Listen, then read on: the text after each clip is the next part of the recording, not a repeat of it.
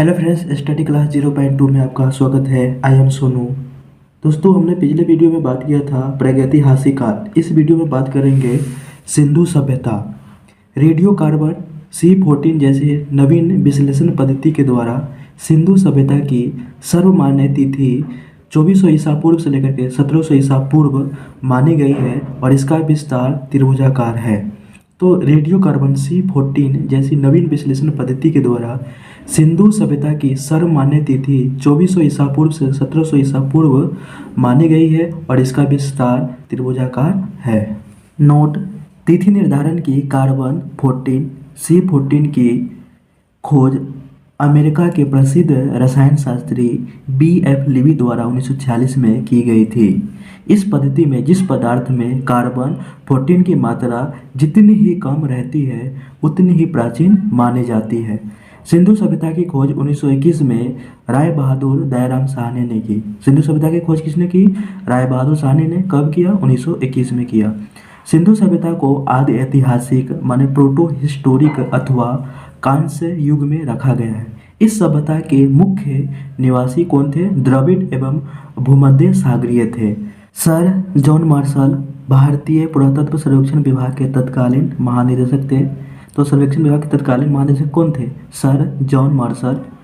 1924 ईस्वी में सिंधु घाटी सभ्यता नामक एक उन्नत नगरीय सभ्यता पाए जाने की विधिवत घोषणा की। सिंधु सभ्यता के सर्वाधिक पश्चिम पुरास्थल माने दासक नदी के किनारे स्थित सुटका गेदोर माने बलूचिस्तान। पूर्वी पुरास्थल में कौन थे? हिंदन नदी के किनारे आलमगीर था जो जिला मेरठ उत्तर प्रदेश में है। उत्तरी पुरास्थल में माने चिनाब नदी पर, चुनाव नदी के तट पर अखनूर के निकट मांदा जो जम्मू कश्मीर, और दक्षिणी पुरास्थल गोदावरी नदी के तट पर दैमाबाद जो जिला अहमदनगर महाराष्ट्र में भी है। सिंधु सभ्यता या सैंधव सभ्यता नगरीय सभ्यता थी। सैंधव सभ्यता से प्राप्त परिपक्व अवस्था वाले स्थलों में केवल 6 को ही बड़े नगर की संज्ञा दी गई। माने 6 को क्या है? बड़े नगरों की संज्ञा दी गई। आपका मोहनजोदड़ो, हड़प्पा, है ना, गनवारीवाला, धोलावीरा, राखीगढ़ी, कालीबंगन। तो मोहनजोदड़ो, हड़प्पा, गनवारीवाला, धोलावीरा, राखीगढ़ी एवं कालीबंगन। स्वतंत्रता प्राप्ति पश्चात हड़प्पा संस्कृति के सर्वाधिक स्थल गुजरात में खोजे गए। तो स्वतंत्रता प्राप्ति के पश्चात हड़प्पा संस्कृति के सर्वाधिक जो स्थल है आपका कहाँ से खोजे गए? गुजरात में खोजे गए। नोट: सिंधु घाटी सभ्यता का सबसे बड़ा स्थल मोहनजोदड़ो है, जबकि भारत में इसका सबसे बड़ा स्थल राखीगढ़ी माने घग्गर नदी है जो हरियाणा के हिसार जिला में स्थित है। इसकी खोज 1963 में सूरजभान ने की थी। तो सबसे बड़ा स्थल कौन सा? मोहनजोदड़ो है। और भारत में सबसे बड़ा स्थल राखीगढ़ी जो घग्गर नदी के किनारे आपका है। किसने खोज की? सूरजभान ने की 1963 में।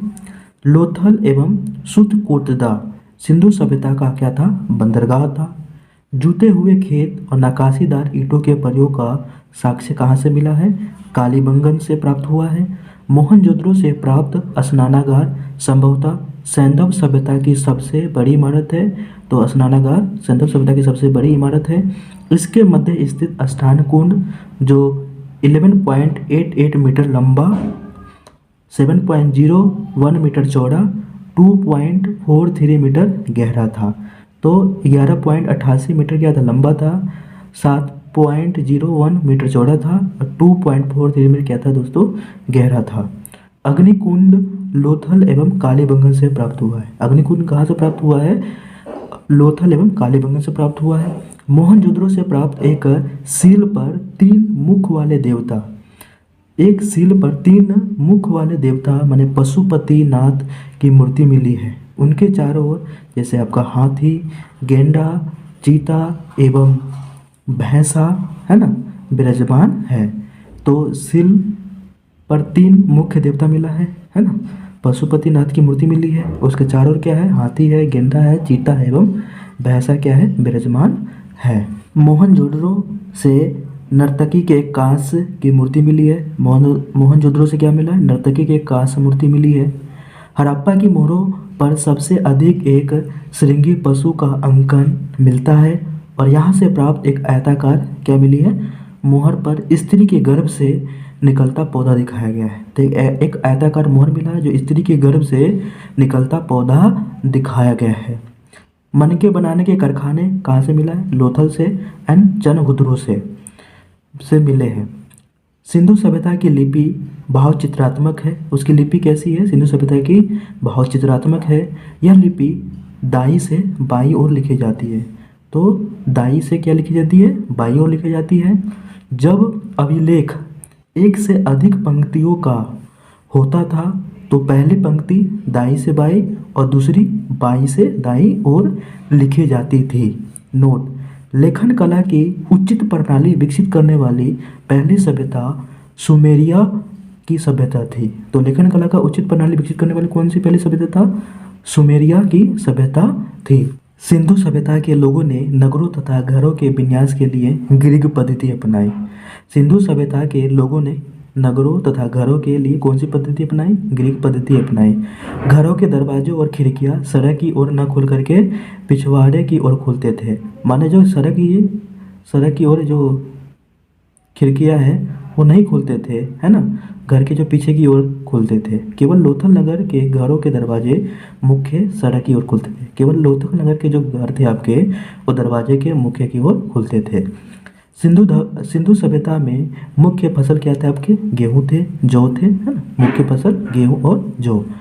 सेंधववासी मिठास के लिए शहद का प्रयोग करते थे। सेंधववासी क्या करते थे, शहद के लिए मिठास के प्रयोग करते थे, है ना। मिट्टी से बने हल का साक्ष्य बनवाली से मिला है। तो मिट्टी से बने हल का साक्ष्य कहाँ से मिला है, बनवाली से मिला है।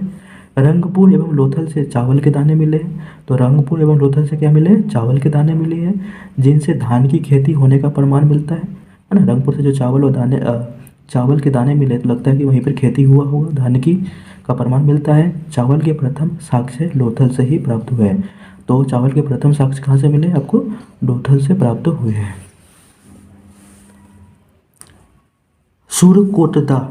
सुरकोटदा कालीबंगन एवं लोथल से सैंधवकालीन घोड़े के अस्थिर पंजर मिले हैं, है ना।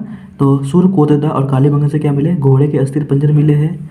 तौल की इकाई संभवतः 16 के अनुपात में थी। तौल की इकाई किस में थी, 16 अनुपात में थे।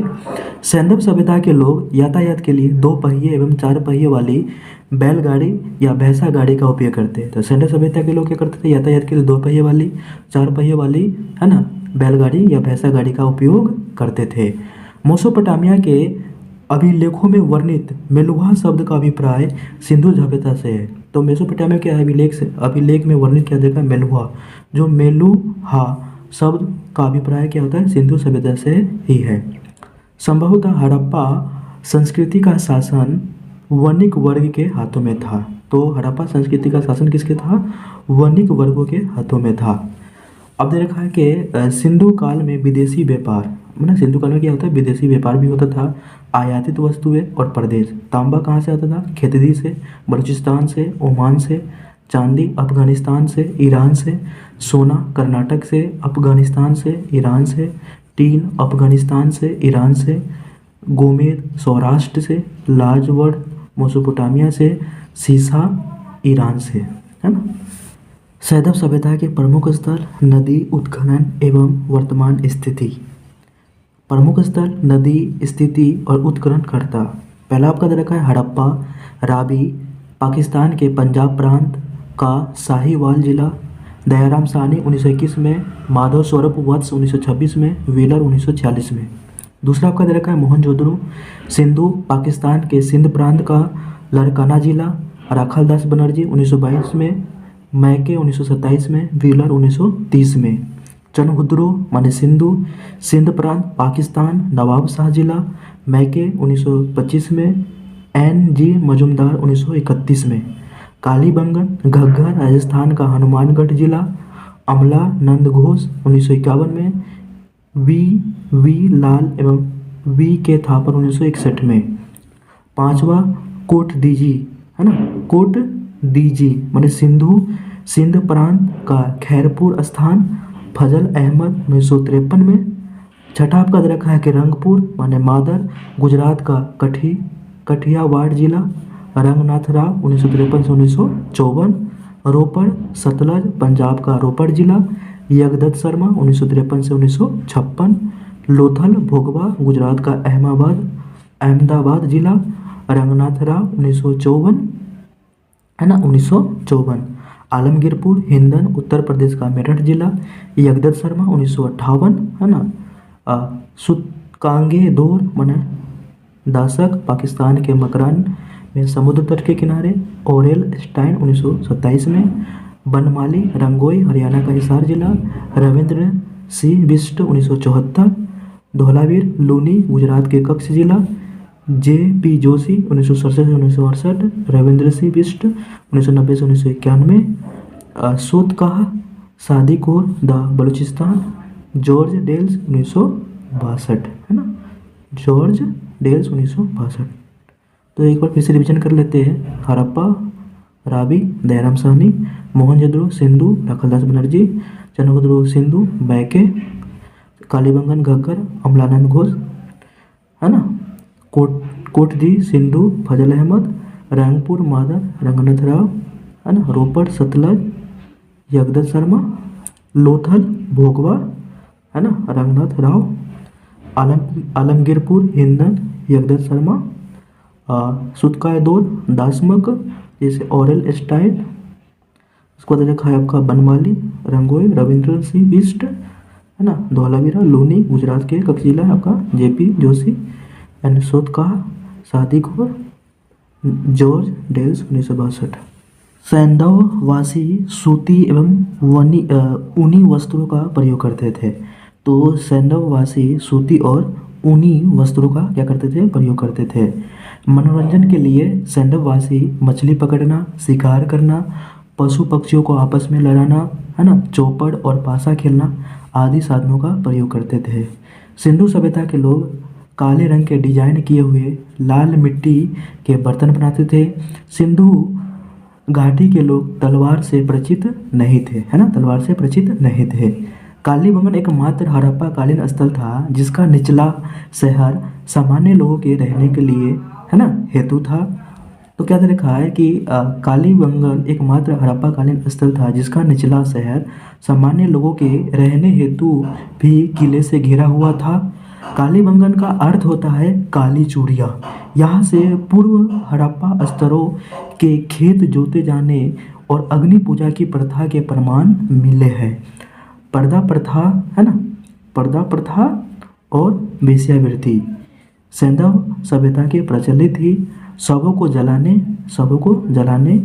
गाड़ने यानी दोनों प्रथाएं चली थी, मतलब शवों को जलाने का भी था और गाड़ने यानी दोनों प्रथाएं वहाँ पे था।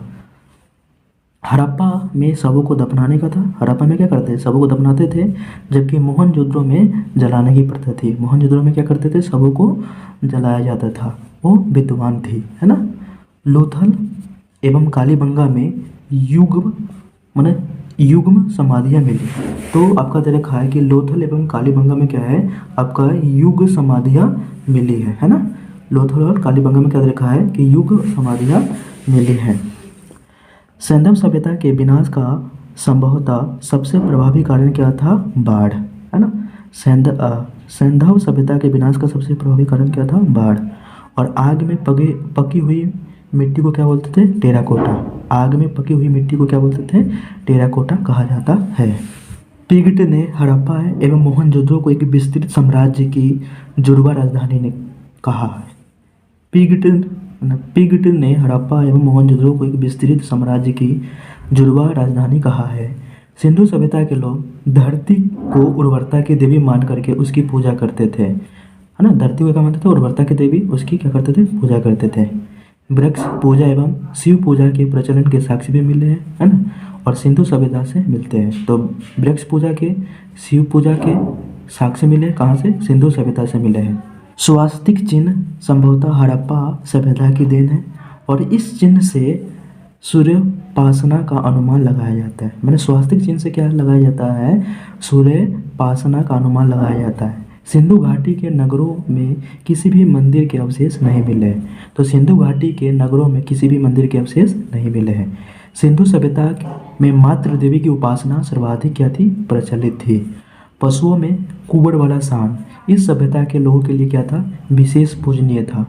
तो सिंधु सभ्यता में क्या करते थे, कुबड़ वाला सांड को क्या करते थे, वो पूजा करते थे। स्तरीय मृण मूर्तियाँ माने मिट्टी की मूर्तियाँ अधिक मिलने से ऐसा अनुमान लगाया जाता है कि सैंधव समाज मात्र सत्तात्मक था, है ना। स्तरीय मृण मूर्तियाँ मिलने से क्या, मिट्टी की मूर्तियाँ मिलने से क्या होता है कि अधिक मिलने से ऐसा अनुमान लगाया जाता है कि जो सैंधव समाज है वो कैसा था, मात्र सत्तात्मक था।